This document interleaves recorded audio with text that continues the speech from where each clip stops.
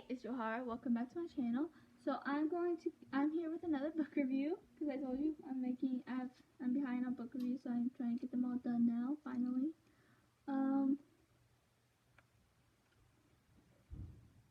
Sorry, these tabs are all. Only bad thing about the tabs. I don't know. I still not 100% sure how I feel about them, but I do love the idea that I'll be able to find my favorite scenes easier. You know, they're all color coded, and I think I remember what all the colors mean now. I still have the list in case I do forget, but I think I remember what all the colors mean now. Red means romance. Hot pink means small scenes that I love, so they're like kind of small, but I still love them. Light pink are funny scenes, so there's actually quite a few funny scenes in here because I have like 4 of them. And then yellow scenes that I like. Green is my all-time favorite scenes. There's only Okay, I think I'm missing a green one because there should definitely be a 4th one in here. I know I have at least 4 green ones. Crap. Actually, no, I might have made it be orange instead of green. I'm all confused now.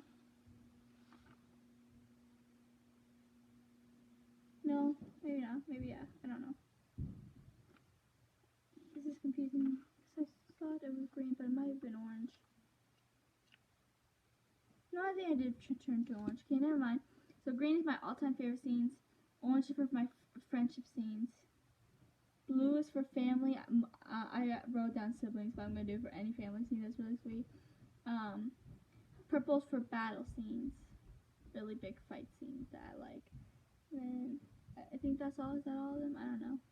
So anyways, here I am with the Isle of the Lost book review. This doesn't have a cover anymore. Don't ask me what happened to the cover because I really do not know. I had it one day and gone the next. I don't know. I moved a lot, and I think this book might have been in storage for a little bit. So I probably just lost it. But at least I still have the book, so that's something. So yeah. So if you like Disney Descendants, you should definitely read these books.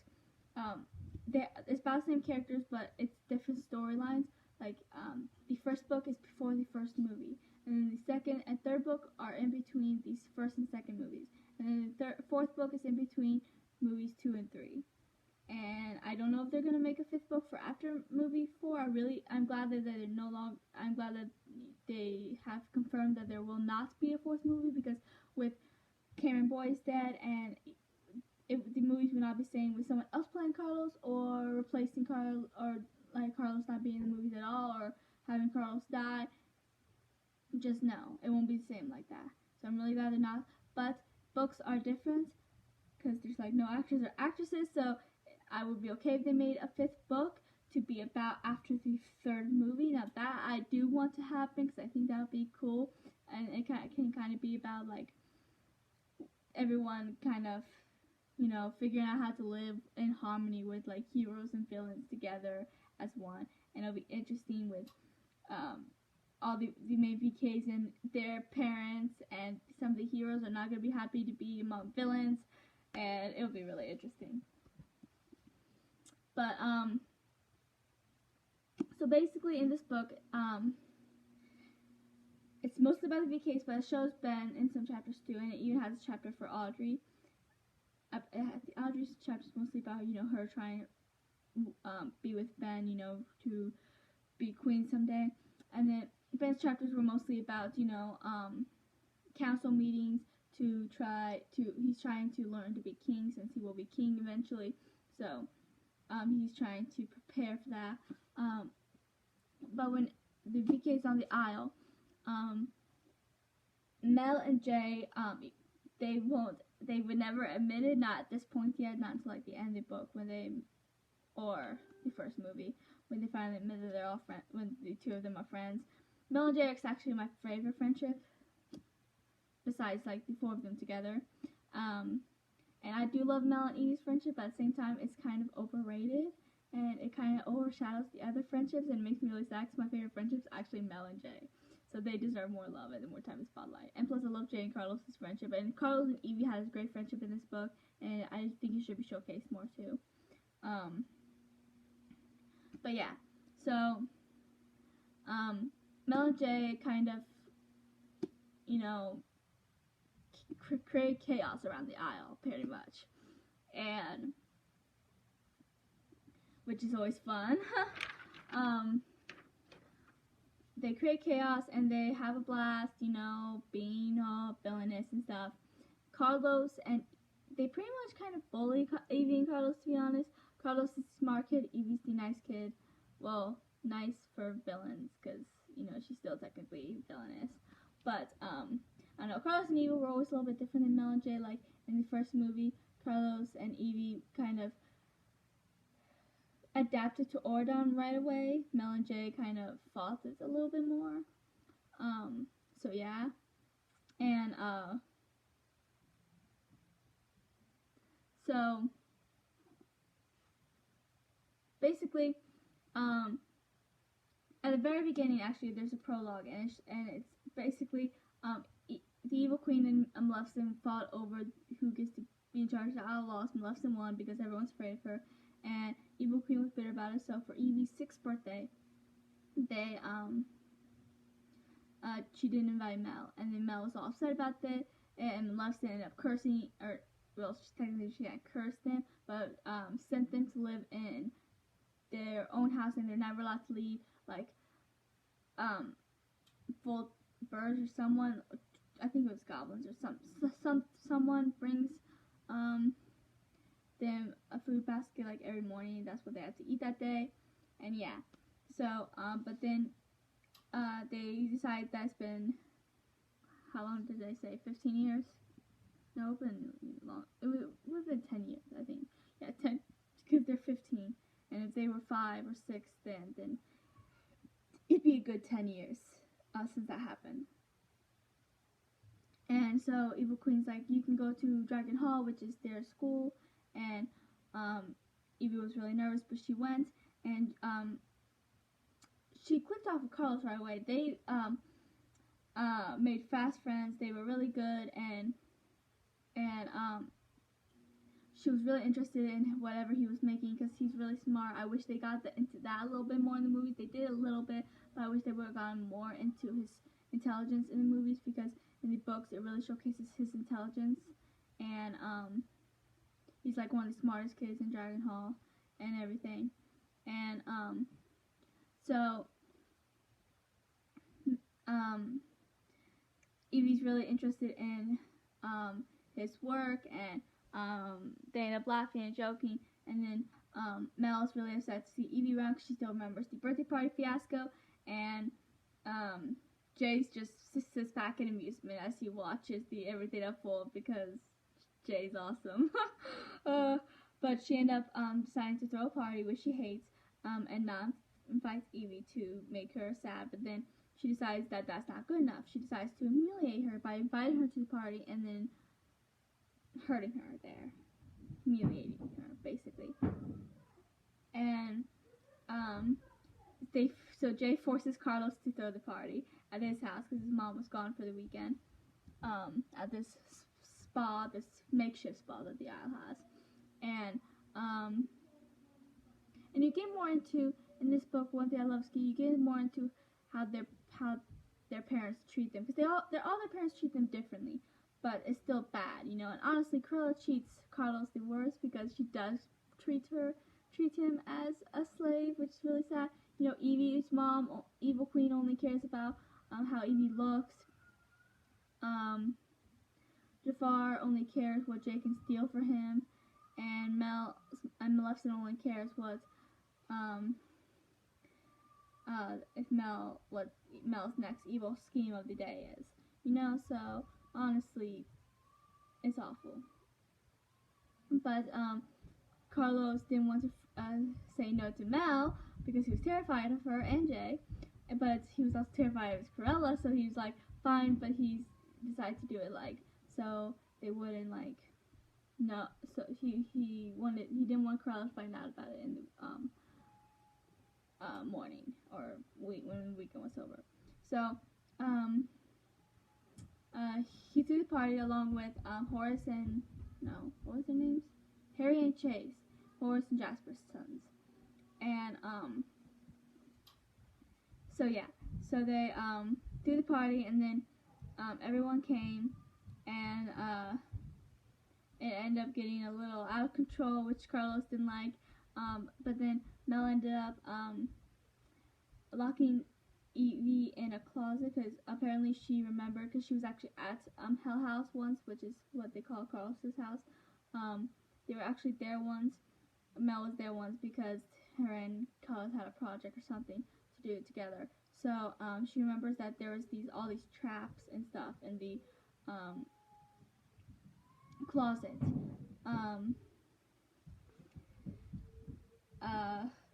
Because it was Carl's fur coat closet, and that's like her one true love. So she wanted to protect them, I guess. So she was hoping she would get really badly hurt, but then Carlos managed to help her get out, and then they had a nice talk. She found out that Carlos didn't even have a pillow or a real bed, and Evie suggested she has some extras, and then they were like, oh wait, this is too nice.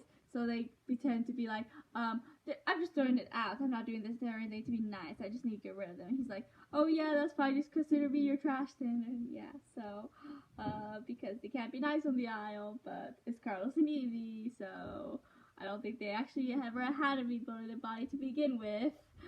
They just had to pretty much act like they did because they were on the aisle, and it's the only way to live, to fit in, to not be beaten up every day. Even though Carlos and he did kind of get beaten up every day anyways, because he's really smart, and I guess people hated that. Anyways, moving on.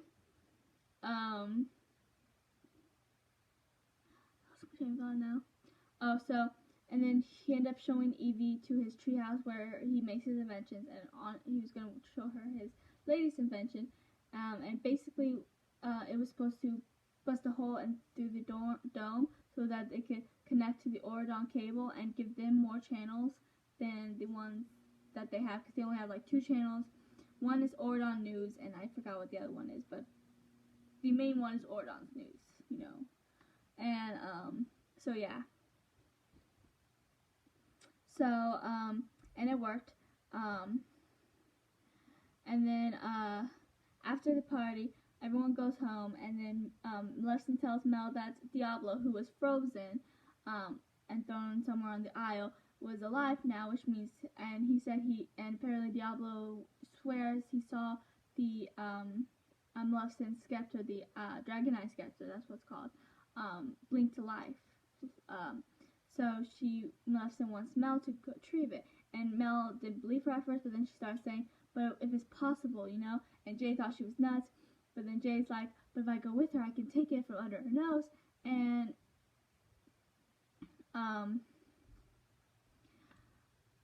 lost my head now. And that would be the biggest score I can get, because Jafar is always talking about the biggest score. But then Jafar figures out, but Jafar learns about it and tells Jay, you know, that would be an amazing score, and he's like, I don't want you to betray your friend or anything, and Jay's like, come on, Dad, you know we don't have any friends on the aisle, even though that's like, Jay and Mel were definitely friends, whether they would admit it or not. But then Mel decides that the best evil scheme was because whoever touched the scepter would fall asleep for 100 years, so she was going to do that to Evie. And so she recruited Evie, and plus Evie knew what the heck was going on, because she had a theory about, you know, with it being Carlos's device. So they went to Carlos's and explained what's going on, and he showed them the contraption, which was beeping nonstop, because it was basically telling them, like, because it could sense the scepter, I guess, like the magnetic frequencies or something like that, Carlos was explaining. So Carlos ended up going with him because he didn't trust him with his device. And then so yeah, so they go on this journey together, and there's a lot of things that happen on their journey. My mind's drawing a blank.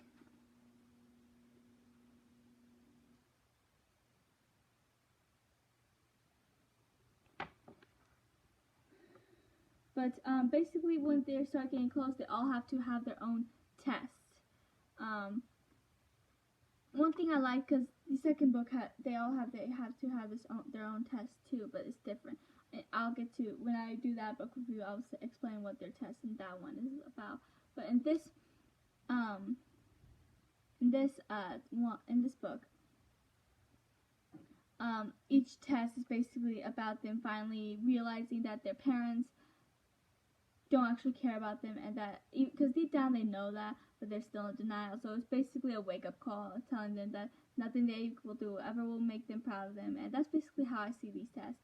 I mean, Carlos was the first one that had the test, and basically had to answer all these riddles about Cruella, and one of them, which was the big one and the final one, which was basically what was Cruella's one true love, and then Carlos took a minute to say it because he didn't want to admit it, but her one true love was the fur coats.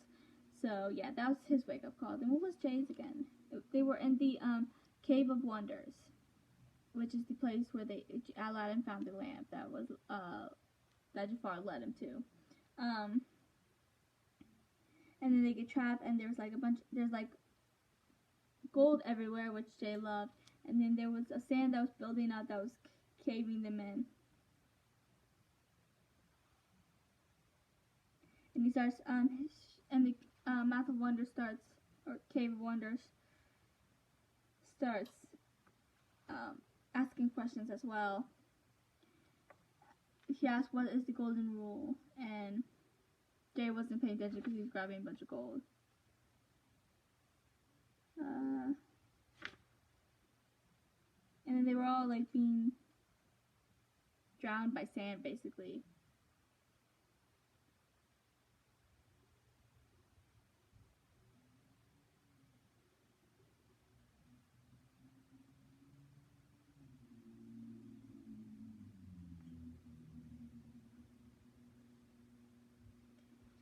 Where is it? Because I know he ends up having to answer it because it's like his test.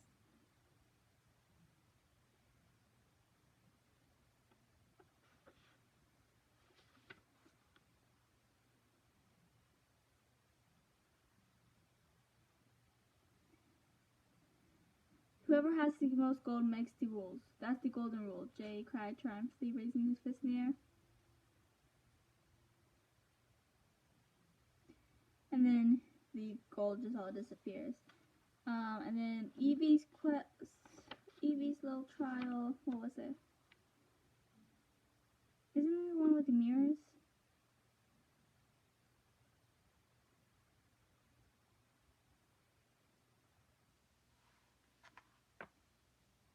There's like all these mirrors and it was showing her all ugly and stuff. And apparently that her mother like never always tells her she's not pretty enough, so she always had these, even though she's beautiful, she always has these insecurities about being ugly. What was her test though?